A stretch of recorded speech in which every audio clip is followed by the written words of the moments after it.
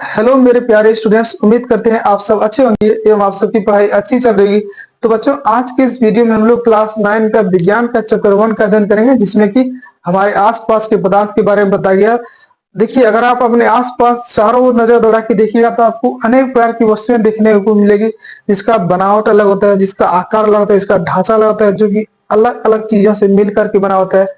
कुछ चीजों को हम देख सकते हैं, कुछ चीजों को हम छू सकते हैं, है ना। तो ये जो है वैज्ञानिकों ने जो है प्रत्येक वस्तु को अपना डिफाइन किया, ठीक है ना। आखिर सबका नाम क्या दिया जाए, जैसे कि हम ना व्याकरण पढ़ते हैं जो प्रत्येक चीजों को हम नाम देते हैं नाम संज्ञा के तौर पर। तो यहाँ पर उन्होंने वैज्ञानिकों ने नाम दिया कि प्रत्येक वस्तु जो जिस चीज से मिल करके बना है उसे पदार्थ कहा जाएगा, ठीक है। प्रत्येक वस्तु जो जिस सामग्री से मिल करके बना है उससे पदार्थ उन्होंने नाम दिया।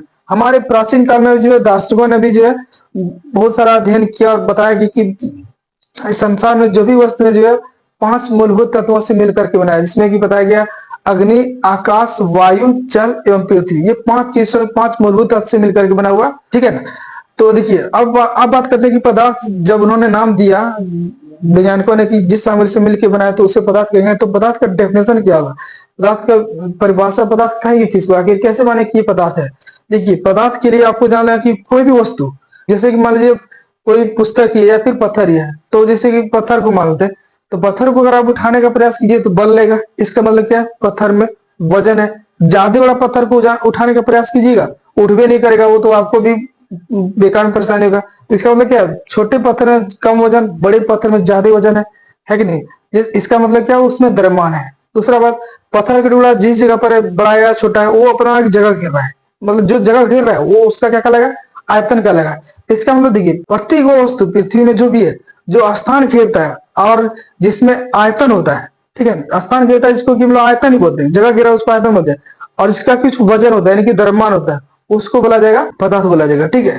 तो देखिए, अब यहाँ पर हम लिखे जैसे जल, पत्थर, लकड़ी, वायु, मिट्टी, ये सब पदार्थ ही कहलाए, क्योंकि देखिए हर एक सब में जो अपना अपना जो आयतन होता है और जो है सबका कुछ ना कुछ भार होता है। अब बोले कि वायु का कैसे भार होता है, वायु का भी भार होता है। इसीलिए अगर बैलून में जो अगर आप हवा भर दीजिएगा तो उस हवा का भी कुछ वजन होता है, खाली बैलून का और भरी बैलून, हवा भरे बैलून का कुछ वजन होता है।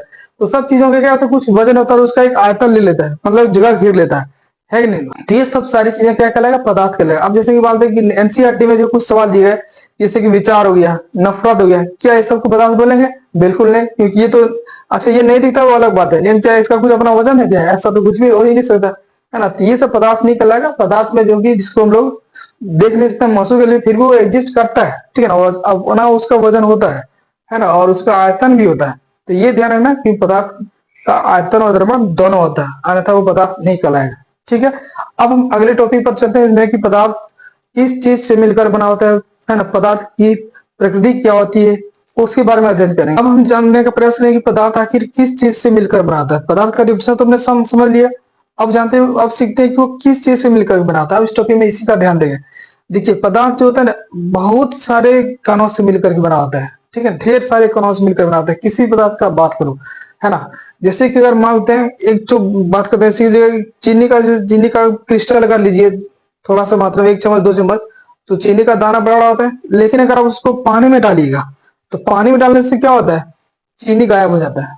इतना बड़ा दाना था, गायब कैसे हो गया? तो इसका मतलब क्या था, चीनी का जो छोटा सा क्रिस्टल था वो बहुत ही छोटे क्या था, कणों से मिलकर के बना हुआ था, जो कि क्या था, पानी में क्या हुआ, पूरी तरह से घुल गया, है ना। तो इससे क्या पता चलता है कि जो पदार्थ जो होता है कणों से मिलकर बनता है, और ये कण जो होता है अत्यंत छोटे होते हैं। देखिए, अगर वो छोटा पदार्थ का अत्यंत छोटा नहीं होता तो क्या पानी में वो गायब हो पाता? बिल्कुल नहीं गायब होता, है ना। अगर जैसे कि अगर नॉर्मल पानी, अगर चीनी मिला पानी आपको पीने देने जाएगा तो आप देखने में सेम लगेगा, लेकिन पीने का ये तो मीठा लग रहा है, ये तो नॉर्मल ऐसा लग रहा है। ऐसा मतलब क्या है, क्योंकि पानी में जो है नमक या फिर चीनी पूरी तरह से घुल जा रहा है, सरका है जिसको बोल सकते हैं, पूरी तरह से क्या तो घुल जा रहा है। लेकिन फिर भी जो है पानी का स्तर ऊपर नहीं उठ रहा है, पानी जितना है उतना रहा है। अगर पानी का स्तर ऊपर उठ जाता है, जैसे कि पानी में अगर 2 4 5 को कंकड़ डाल दीजिएगा, पत्थर डाल दीजिएगा, तो पानी नीचे से थोड़ा सा ऊपर उठ जाएगा। लेकिन अगर हम चीनी डाल देते हैं, नमक डालते हैं थोड़ा सा मात्रा में, तो पानी का स्तर ऊपर उठता ही नहीं है। इससे क्या पता है, पानी के कणों के बीच में जो है रिक्त स्थान है ना। पदार्थ के कणों के बीच जो है रिक्त स्थान होता है। पदार्थ के कण जो होता है अत्यंत छोटे होते हैं, इतने छोटे कि उसको जो हम नंगी आंखों से देख ही नहीं सकते। जैसे कि अगर मानते हैं कि अगर आप जो पोटेशियम परमैंगनेट का कुछ क्रिस्टल लीजिएगा, थोड़ा सा क्रिस्टल, उसको अगर पानी में डालिएगा तो क्या होगा, पूरे पानी को रंगीन कर देगा। आपने देखा होगा कि रसना पीता पिए होंगे आप, शरबत वगैरह जिससे जो बनाते हैं, थोड़ा सा रसना डालिएगा तो पूरा ऑरेंज पानी, जो एक छोटा सा पैकेट का रसना पूरे पानी को ऑरेंज कलर का कर देता है, एकदम नारंगी कलर का कर देता है। तो वो पूरे पानी में कलर कैसे हुआ?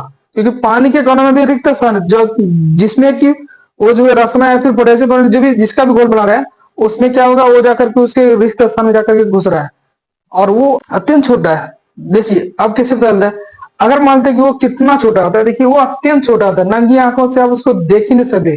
जैसे कि मानते हैं, अगर जो है उसको देखिएगा, अगर प्रयास कीजिए कि अगर मानते हैं इसमें हम रसना घोलें, जिस बीकर में जिस बर्तन हो वहां से उसमें पानी डालिए, थोड़ा सा उसको अलग बर्तन में रख दीजिए, फिर पानी डालिए, फिर अलग बर्तन में रख दीजिए, मतलब घोल कीजिए, फीका कर दीजिए। कितना बार फीका कीजिएगा उसका कलर तब पर भी दिखेगा, उसका रंग तब पर भी दिखेगा, लेकिन फीका दिखेगा।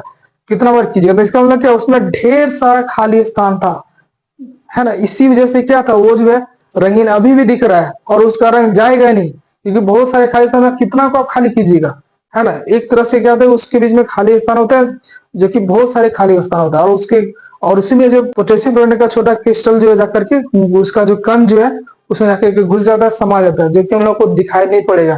तो एक तरह से जान सकते बच्चों की, जो हम लोग जितना भी बड़ा पदार्थ देते हैं वो जो है असंख्य जो है छोटे छोटे कणों से मिलकर बना होता है, जिसका कि हम लोग कल्पना भी नहीं कर सकते। तो है ना, ये आश्चर्य वाला बात कि अरे बाप रे, इतना बड़ा पदार्थ है वो ऐसी चीजों से मिलकर बना, इसको हम लोग देख भी नहीं सकते, है ना। तो दूसरा एक बात ये भी जाने गौर कीजिएगा कि पदार्थ के कणों में जो होता है खाली स्थान होता है, ये तो समझ लिया, जिसमें कि कण घुस जाता है ना। जैसे कि बताया कि चीनी और पानी और नमक और जो पानी में घुस जाता है ना। अगर बात करें कि पदार्थ के कण जो है निरंतर गतिशील होते हैं, अब ये कैसे बात करें कि पदार्थ के निरंतर गतिशील कैसे होते हैं? जैसे कि अगर मानते हैं कहीं भी है, कहीं अगर भोज भंडारा में गए हुए होते हैं, या फिर घर में ही देखिएगा और कीजिएगा, अगर घर में या फिर भोज भंडारा में कहीं भी जाते हैं, अगर देखिए कि अगर खाना बन रहा होता है तो गर्म, तो खाना जब गर्म होता है तो उसकी महक जो है दूर से पता चल जाती है। तो दूर से कैसे पता चल रहा है? क्योंकि भोजन का जो कण है वो जो है गति करता हुआ आपके नाक तक आ रहा है, इसलिए से क्या होता है, उसका सुगंध जो है दूर से ही पता चल जाता है। लेकिन जो गर्म खाने की महक तो पता चलता है, लेकिन ठंडे खाने की महक क्यों नहीं पता चलता है? ठंडे खाने का तो गंध दूर से नहीं पता चलता है, क्योंकि देखो वो जो गर्म खाने का जो कण है, उसका जो पार्टिकल है, वो गति जो जल लेकर के जो वापस उड़ते हुए जो दूर दूर जा रहा है, जिसका जो है सुगंध जो है दूर तक महक पता चलती है कि अच्छा खाना ये बन रहा है, ये जो है ये सब्जी बन रहा है, या फिर ये मीट बन रहा है, या फिर ये जो भी चीजें बन रहा है। तो इस तरह से क्या होता है कि कणों में जो है गतिज ऊर्जा होती है ना। जैसे कि अगर अगर मानते हैं कहीं अगरबत्ती जलेगा, उसका सुगंध जो है अगरबत्ती का सुगंध दूर से पता जाता है। क्यों? क्योंकि वो जो है गति कर रहा है। और देखिए गति करने के लिए जानते हैं ऊर्जा चाहिए होता है, तो ऊर्जा वो जो है तापमान के कारण जो आग जो लगा हुआ है उसी कारण उसको मिल जाता है, वो वहां से जो है गति करता हुआ जो है दूर दूर तक फैल जाता है, जिसका कि हम लोग महसूस कर सकते हैं, जिसका सुगंध हम लोग महसूस कर सकते हैं, है ना। अब देखिए हम यहाँ पर ये जानने का प्रयास करते हैं कि पदार्थ के कण निरंतर गतिशील, ये समझ में आ गया। तभी तो जो किसी भी खाने का महक जो हमको दूर से पता चल जाता है। बहुत सारी चीजें ऐसे भी है, जैसे कि कोई अगर गंदगी भी रहेगा तो उसका भी दुर्गंध दूर तक आने लगता है। क्यों? तो वो गति कर रहा होता है, गति नहीं करता तो हमारे नाक तक आता ही नहीं, है ना। तो हम लोग को उसका पता ही नहीं चलता कि जो है यहाँ दुर्गंध है, यहाँ सुगंध है, यहाँ पर ऐसा ऐसा है, पता ही नहीं चलता, बिल्कुल नहीं पता चलता। आदमी फिर आराम से जैसे घूमता है ना। अब बात करें पदार्थ के कण एक दूसरे को आकर्षित करता है, मतलब एक दूसरे को खींचता है, एक दूसरे को आप मतलब बांधे रखने का प्रयास करता है।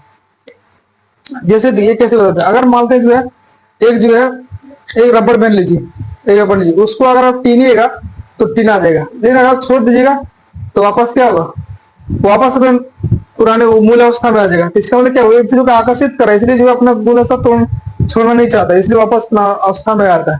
तो इससे क्या होता है कि पदार्थ जो होता है कि कण जो एक दूसरे को आकर्षित करते हैं। एक और एग्जाम्पल दे, जैसे कि अगर मान लीजिए छोटा सा जो कोई पत्थर लीजिए, उसको अगर आप फोड़ने का प्रयास कीजिएगा, हथौड़े से तोड़ने का प्रयास कीजिएगा तो जल्दी से नहीं टूटेगा। तो इसका मतलब क्या है कि वो उसका कण जो है, पत्थर का कण जो है इसी को आकर्षित क्या बांधे रखा है, जिस वजह से क्या हो रहा है कि वो जो है टूट नहीं रहा। लेकिन हाँ अगर उसके आकर्षण बल से ज्यादा बल से अगर प्रहार करेंगे, चाहे लकड़ी या कुछ भी जैसे काटने का प्रयास करते हैं, तो वो फिर टूट जाता है। क्यों? क्योंकि उसका आकर्षण बल से ज्यादा हम तेज तरीके से अगर प्रहार करते हैं, फिर तोड़ने का प्रयास करते हैं, तो वो चीजें टूटने लगता है। लेकिन हाँ अगर उसके कम में प्रयास कीजिएगा तो क्या होगा, वो चीजें टूटेगा नहीं। तो इससे क्या पता चलता है कि पदार्थ का कण जो है इससे को आकर्षित करता है ना। अगर पानी में अगर हाथ मारेगा तो आपका हाथ नीचे चला गया, लेकिन पानी फिसल के ऊपर आ जाएगा। तो इससे क्या पता चलता है कि जो पानी की कण भी इससे को आकर्षित कर रहा है, जो कि आप कितना काटने का प्रयास कीजिएगा पानी इससे ऊपर फिसलेगा लेकिन कटेगा नहीं, है ना।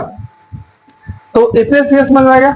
अब जो चलिए बच्चों हम लोग अगले टॉपिक पर चलते हैं, इसमें किसी को कोई डाउट नहीं है। अब देखिए स्टूडेंट्स, हम जो है पदार्थ की अवस्था के बारे में पढ़ते हैं। पदार्थ की जो है मूलतः तीन अवस्थाएं होती है, ठोस, द्रव और गैस। एक प्लाज्मा अवस्था भी होती है, लेकिन उसका जो उतना उपयोग नहीं है ना। तो मेन तीन आपको याद रखना है, ठोस अवस्था, द्रव अवस्था और गैस अवस्था। ठोस अवस्था में आप एक चीज गौर कीजिएगा, उसके जो कण जो होता है बहुत ही पास पास होते हैं, उसके कणों के बीच रिक्त स्थान देख सकते हैं बहुत ही कम होगा, है ना। ठोस पदार्थ में रिक्त स्थान बहुत ही कम होता है, और द्रव में जो रिक्त स्थान उससे थोड़ा सा कम होगा, है ना, थोड़ा सा कण दूर दूर होंगे, जबकि गैस के कणों के बीच रिक्त स्थान ज्यादा होता है ना, दूर दूर होते हैं। ठोस में आप जान सकते हैं, देखिए जैसे कि पत्थर हो गया, लकड़ी, पुस्तक, पेड़ पौधे, बर्फ, ये सब ठोस ही कहलाएगा। और द्रव में जैसे कि जल हो जाएगा, दूध, तेल, पेट्रोल, डीजल, ये सब द्रव कहलाएगा, ठीक है। और गैस में वो बोल सकते हैं ऑक्सीजन, नाइट्रोजन, जलवाष्प और कार्बन डाइऑक्साइड, ये सब गैस कहलाएगा। अब यहाँ पर एक चीज गौर कर सकते हैं कि जल जो तीनों रूप में पाया जाता है। बर्फ हो गया ठोस, और ये पानी जो लोग पीते हैं वो हो गया द्रव में, और जलवाष्प जो कि बादल बनता है हो गया गैस में, है नहीं। एक तरह से देखते हैं ठोस का अपना निश्चित आकार होता है, एकदम अपने जैसे वैसे रहेगा, और आयतन भी निश्चित होता है, और वो अपना निश्चित जगह घेरेगा, आयतन निश्चित। लेकिन द्रव का अपना कोई निश्चित आकार नहीं होता, वो जिधर जिसमें डालोगे उसी का आकार ले लेगा, है ना। देखो पानी को जो है अगर आप गिलास डालो, गिलास का आकार का दीजिए, कटोरे में डालो, कटोरे का आकार का दिखने लगेगा, है ना। बड़े से बाल्टी में डालो, बाल्टी का आकार दिखने लगेगा। तो पानी का अपना कोई निश्चित आकार नहीं होता है, अनिश्चित आकार होता है, लेकिन इसका आयतन निश्चित होता है।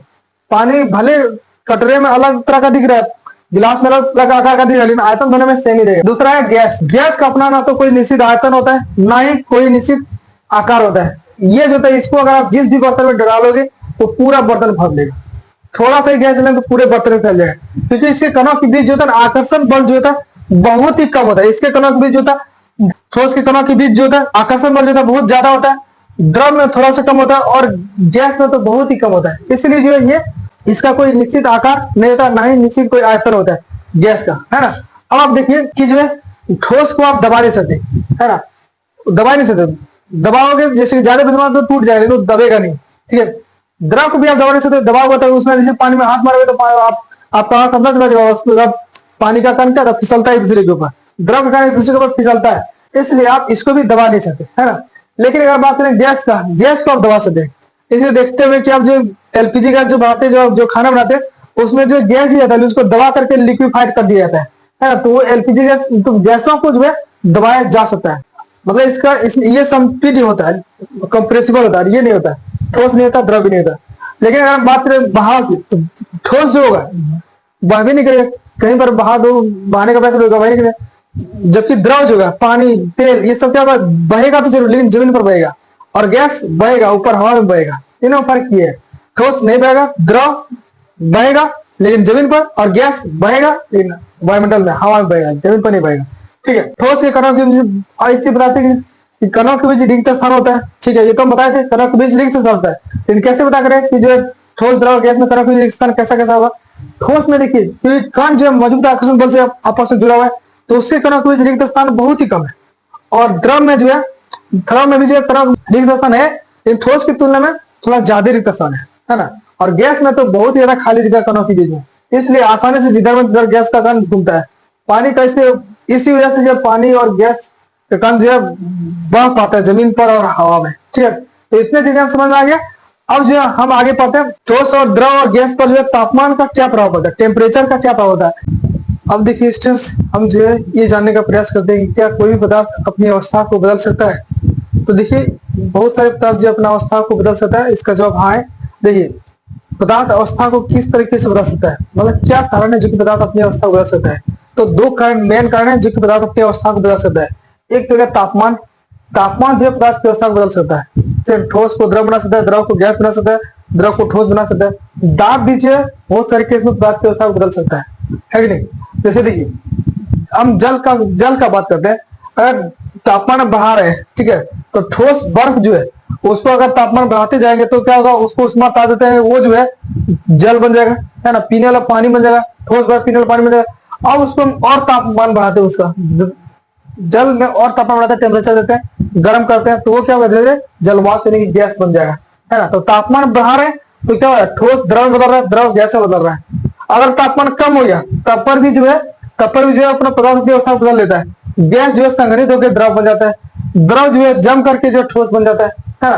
तो तापमान कम या ज्यादा होना पदार्थ की अवस्था को बदल सकता है, ये चीजें याद रहेगा आपको, ठीक है।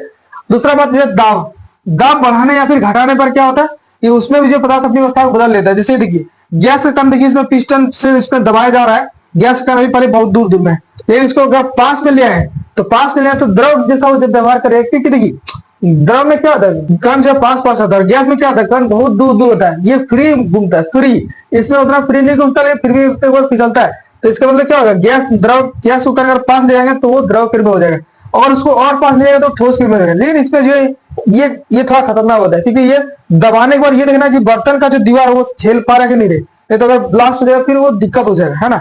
तो इस तरह से जो है गैस को जो है मतलब दबा करके जो द्रव बना सकते हैं, दबाव डाल करके, दाब डाल करके जो है गैस में दाब डाल करके, प्रेशर डाल करके जो उसको द्रव में बदला जा सकता है। देखिए हम लोग जिस एलपीजी का उपयोग करते हैं घरेलू कामों में, जैसे कि खाना बनाने के लिए, ठीक है, हम लोग देखिए जैसे कि हम लोग जिस एलपीजी गैस का उपयोग करते हैं घर में खाना बनाने के लिए, उसमें क्या होता है लिक्विफाइड पेट्रोलियम गैस होता है, जो कि गैस ही होता है, लेकिन उसको प्रेशर डाल डाल करके जो है द्रव के रूप में बना दिया जाता है, और जो बड़े सिलेंडर में क्या होता है जो कि बंद कर दिया था, और वही उसी का हम लोग खाना बनाते हैं। तो दाब डाल करके जो गैस को द्रव बनाया जा सकता है, और ये थोड़ा सा केस खतरनाक होता है, द्रव को जो है ठोस बदलना, है ना। ये बर्तन का दीवार पर भी निर्भर करता है, प्रेशर इसमें क्योंकि ज्यादा आएगा, कणों को पास लाने के लिए दबाव ज्यादा डालना पड़ेगा, ठीक है। और एक बात और यहाँ समझाया है कि तापमान जो है 0 डिग्री सेल्सियस को लेंगे तो 273 केल्विन आएगा, और अगर तापमान 100 डिग्री सेल्सियस होगा तो 100 डिग्री सेल्सियस को अगर केल्विन बदलेंगे तो 273 में 100 जोड़ दो 373 केल्विन हो जाएगा, ठीक है। और अगर डिग्री सेल्सियस को अगर केल्विन में बदलना है तो 273 जोड़ दो, आ गया केल्विन में, ठीक है। अगर केल्विन को तापमान अगर केल्विन में दिया गया और डिग्री सेल्सियस में बदलना है तो 273 आप हटा दो, तो डिग्री केल्विन से डिग्री सेल्सियस में आएगा, 300 केल्विन में 27 डिग्री सेल्सियस आ जाएगा, 100 डिग्री सेल्सियस में 373 केल्विन आएगा। सेल्सियस से केल्विन में जाने के लिए 100 जोड़ना, और केल्विन से सेल्सियस में जाने के लिए 273 घटा देना, सॉरी सेल्सियस से केल्विन में जाने के लिए 273 जोड़ देना है, और केल्विन से सेल्सियस में जाने के लिए 273 घटा देना है, ठीक है। इतना बात समझ में आ गया। अब चलिए आगे बढ़ते हैं अगले टॉपिक पर। अब देखिए बच्चों, हम जो है वाष्पीकरण को थोड़ा सा और डिटेल में जानते हैं। देखिए वाष्पीकरण जब भी होगा तो जल का कण जो होगा ऊपरी सतह को छोड़ के भागेगा, इधर का कण जो तोड़ के नहीं भागेगा, क्योंकि इधर जगह का है, इधर भागना चाहेगा उधर से ठेलेगा, तो ऊपर का जो जल होगा उसको रास्ता मिल जाता है ना, नीचे का बॉन्ड तोड़ लेगा, ऊपर से आराम से जो है अपना जो है द्रव अवस्था छोड़ करके गैसीय अवस्था में भाग जाएगा। लेकिन उसके लिए जो है तापमान चाहिए, तापमान जितना ज्यादा बढ़ाएंगे तभी जो है वो क्या होगा, अपने बॉन्ड को तोड़ पाएगा, अपने बंधन को तोड़ पाएगा, और उसकी वजह से ऊर्जा उसको ज्यादा मिलेगा तापमान, तो उस ऊर्जा को जो है वो उस उष्मा ऊर्जा को लेकर के उड़ता है ना। अब देखिए वाष्पीकरण होता है, इसलिए देखो हमेशा देखिए जल का ऊपरी सतह से जब उसका वाष्पीकरण होगा तो इसके लिए क्या जरूरी है कि ऊपर का सतह जितना ज्यादा होगा वाष्पीकरण उतना ज्यादा होगा, भागेगा उतना और बढ़िया से, है ना। नीचे से तो भाग ही नहीं सकता, नीचे से तो जल का वाष्प बन ही नहीं सकता है, जल का कण का वाष्प बन ही नहीं पाएगा, क्योंकि नीचे से तो जब भागने का रास्ता क्या है, भागेगा तो ऊपरी से, तो ऊपर का रास्ता जितना ज्यादा होगा जल का जो है जल का कण वाष्प उतना ज्यादा तौर पर बनेगा। तो इसका मतलब होगा कि सतह का क्षेत्र जितना ज्यादा वाष्पीकरण उतना ज्यादा। तापमान आप अगर बढ़ाते जाओगे तो वाष्पीकरण और जल्दी जल्दी होने लगेगा, क्योंकि कण जो है जल्दी जल्दी अपना बॉन्ड जो है तोड़ करके, अपना बंधन तोड़ करके क्या होगा, भागने लगेगा, है ना। तो वाष्पीकरण में यही होता है, जल का कण जो अपना द्रव अवस्था को छोड़ करके गैसीय अवस्था में चला जाएगा, ठीक है। और वो तोड़ने के लिए उसको ऊर्जा चाहिए होता है, तो ऊर्जा उसको कहां से मिलता है, तापमान से मिलता है ना। तापमान मिलेगा और ऊपर से जगह भी चाहिए होता है, तो ऊपरी से ही भाग पाएगा, नीचे का पानी किधर से भागेगा, नीचे का जल का कण भागने का तो रास्ता नहीं, तो ऊपर का ही जल का कण भाग करके जो जलवाष्प बनता है, ठीक है। दूसरा तापमान बढ़ेगा तो जो है जल का कण जल्दी से वाष्प बनेगा, अपना बॉन्ड तोड़ते जाएगा और भागते जाएगा, और द्रव अवस्था से गैसीय अवस्था में रहने लगेगा, क्योंकि तापमान बढ़ाने से क्या होगा, उसको ज्यादा एनर्जी मिल जाता है, उसके बाद तोड़ करके वो स्वतंत्र होना चाहेगा। चलो हम इसके साथ करेंगे, भागेगा बढ़िया से, है ना। क्या कहते हैं, किसी दो व्यक्ति के बीच दोस्ती तोड़ा, उसके बीच में माहौल गर्म कर दो, टेंशन पैदा कर दो, तो क्या होगा, अच्छा सा रिश्ता जो है दोस्ती जो क्या होगा, टूट जाएगा, टेंशन हो जाएगा, है ना।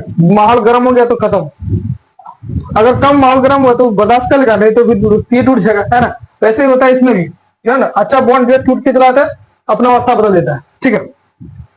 आर्द्रता, अगर नमी कम रहेगा तो वाष्पीकरण ज्यादा होगा, है ना। लेकिन कभी ह्यूमस के कारण, ह्यूमिडिटी के कारण क्या होता है, वाष्पीकरण कम हो पाता है, क्योंकि तापमान कम हो जाता है ऑटोमेटिकली, इसलिए जो जल का वाष्पीकरण कम हो जाता है ना। वायु की गति, वायु अगर तेज हवा ज्यादा चलेगा तो वाष्पीकरण ज्यादा होगा। देखिए कपड़े को कैसे सुखाने में मदद करता है, जितना तो वाष्पीकरण, जितना तो तेज हवा चलता है वो कपड़े जो जल्दी सूखने लगता है तेज हवा में, है ना। तो इस तरह से जो ये 4 फैक्टर है, मेन फैक्टर जो कि वाष्पीकरण को प्रभावित करता है, ठीक है।